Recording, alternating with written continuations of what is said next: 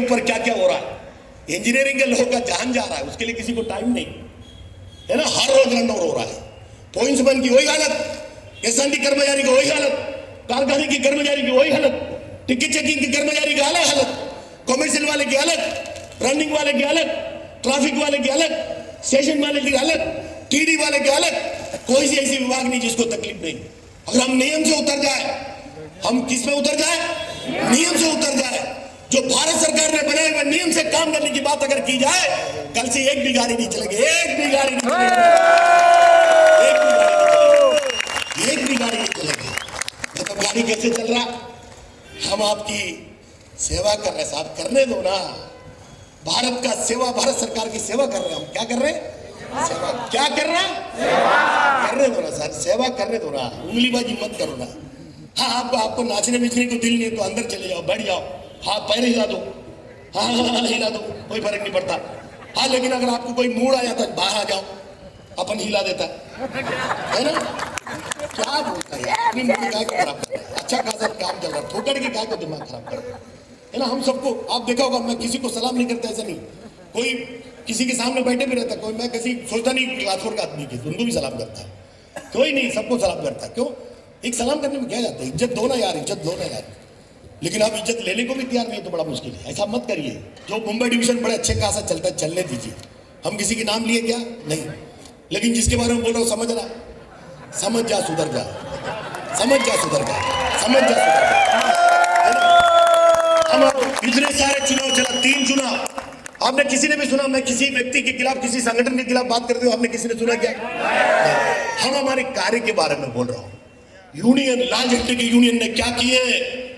100 साल की all India railway federation ने क्या किए, क्या करके दिए?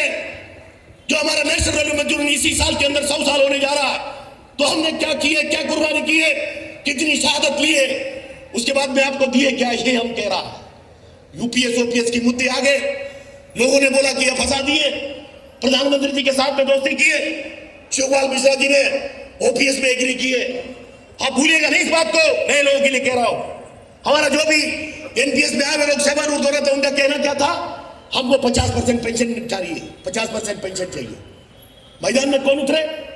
इनको ओपीएस का जहां कौन डाला उसके दिमाग में? ओपीएस अच्छा, ओपीएस अच्छा कौन गया?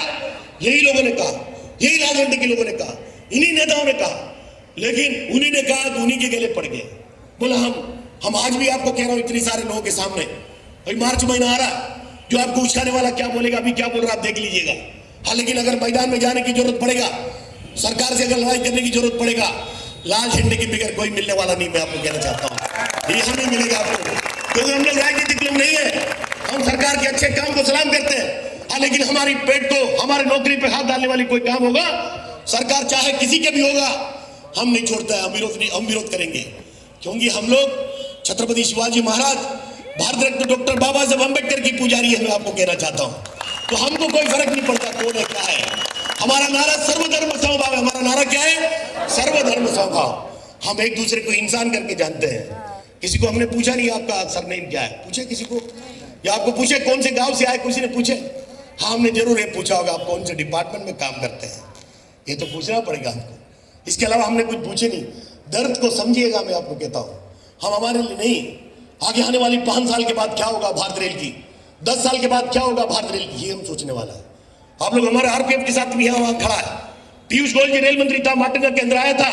हमारे टिकट चेकिंग साहब को शायद याद होगा, उन्होंने कहा था कि टिकट चेकिंग का काम हम आरपीएफ को दे देंगे। याद है भाई?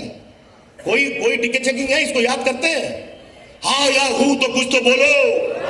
नहीं, टिकट चेकिंग को जब हमारा लोहानी साहब था, सीआरबी, इन्होंने बोला कि टिकट चेकिंग साहब हमारे एम्बेसडर है, ब्रांड एम्बेसडर, बोला कि नहीं बोला? भूल गए भाई लोग। भाई लोगों को इतने धंधे पे लगा के रखे दिए, ये तुम्हारा टारगेट है, दिन में 80,000 लाना है। सब कीचड़ में हाथ डाल के खड़े रहते, 80,000 लाना है। लाएंगे कहां से? लोग सब टिकट लेके जा रहा है।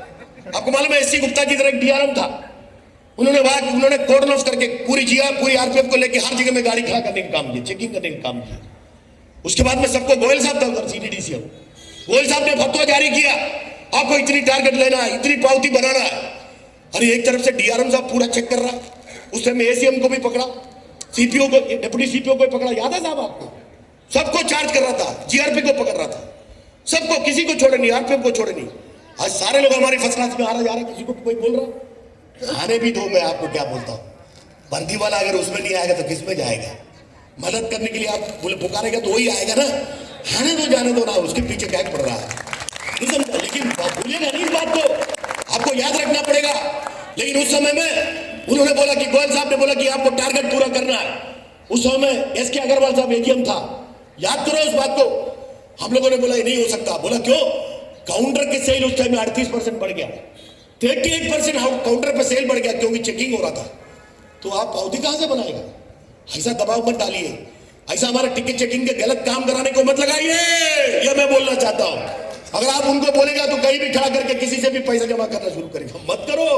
अपने अच्छे नाम है ना, किसी के पास एक पैसा भी नहीं है, खाने को नहीं है, उसको हाथ बांध के लेके जा रहा है। चोर ना बाबा रे, उसको खाने को नहीं, कहां पकड़ के ले जा रहा है? आपको अच्छा लगता है उसको पकड़ ले जा रहा है? और आपको पैसे चाहिए, मेरे फोन करो, मैं देता, मेरे तंगे में से देता, चल पैसा ही ले लो। मत करो, सब चीज को देख के करो। कहीं दोस्ती करना ओबीसी को, कभी अपनापन भी दिखाओ। मैं आपको कहता हूं, कोई ऐसी डिपार्टमेंट नहीं जिसको ऊपर बोला नहीं जा सकता है ना। हमारा मिनिस्ट्रियल कैडर अगर जिंदा तो किसके वजह से जिंदा है? अकाउंट्स कैडर अगर जिंदा तो किसके वजह से जिंदा है?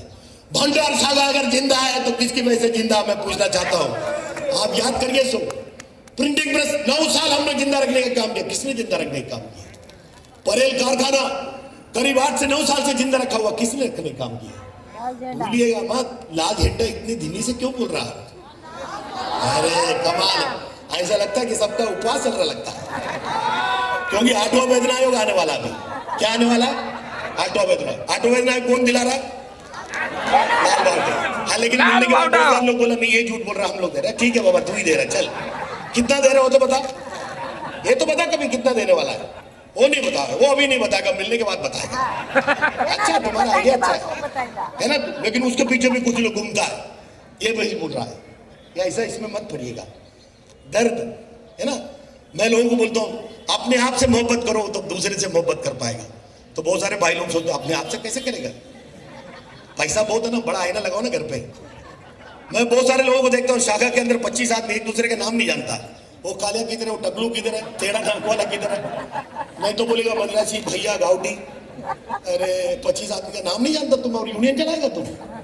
है वो ऐसे इस तरीके से बात करते हैं। इसलिए थोड़ा सा खुद से प्यार करो। कैसे खुद से प्यार करो? बोला बड़ा तकलीफ हो रहा है लोगों को, खूब पैसा मिल रहा है ना, 1000 रुपये में बड़ा आपका जितनी लंबाई है उतना बड़ा आईना मिलेगा, लगाओ घर पे, अकेले रहना रूम पे, कर लो जितना मांगता उतना। आपका खूबसूरती भी देख लो, कितना टेढ़ा नाक है, कितना टकलिया सब देख लो।